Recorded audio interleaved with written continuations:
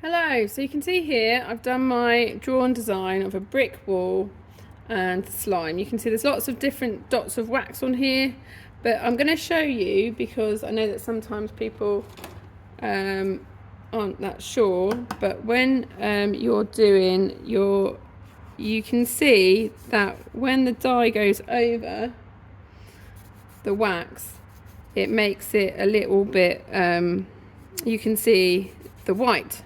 Yeah, so you can see just with my yellow here as I put that over the top. Okay, but can you see how it bleeds a little bit, but because it's dry it's not going to cover the whole thing. So what I do is I run it under the tap. Okay, so it's a little bit damp, it doesn't need to be dripping. Okay, squeeze it out so it's not dripping.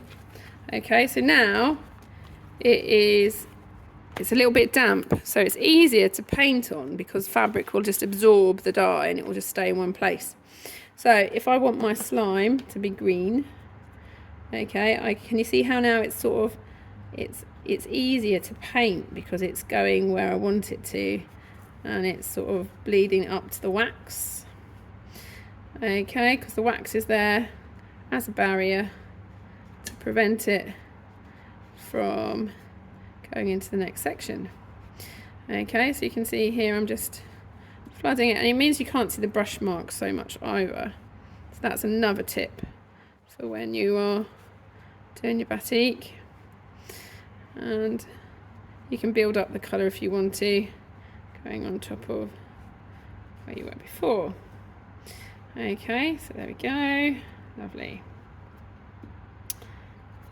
Okay, so for my brick wall, I'm going to have a little bit of red just to make it look a little bit more interesting. Okay, could look a little bit like graffiti. I can water that away, dilute it, so the lines aren't as obvious. Just brush them away. Okay, I think I've got some orange somewhere here as well.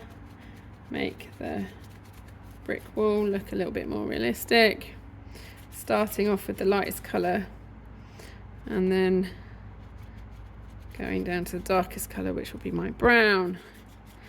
Okay, so just, you see it's much quicker doing it this way than if it wasn't dry. Okay, so I don't like all of that down there. A bit more yellow over here. Take it all the way up to the edge. So graffiti is alright, it can be a bit messy and a bit creative.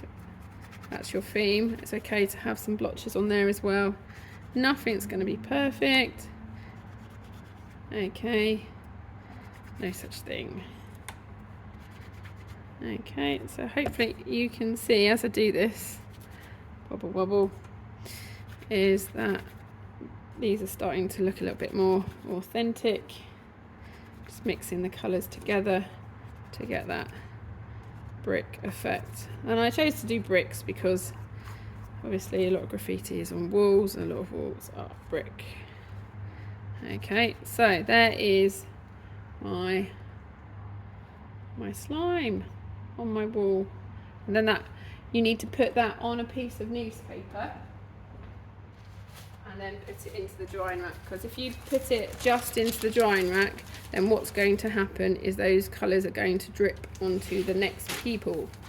So bring the newspaper over, lay out your batik and then put it into the drying rack like this. Alright, thank you.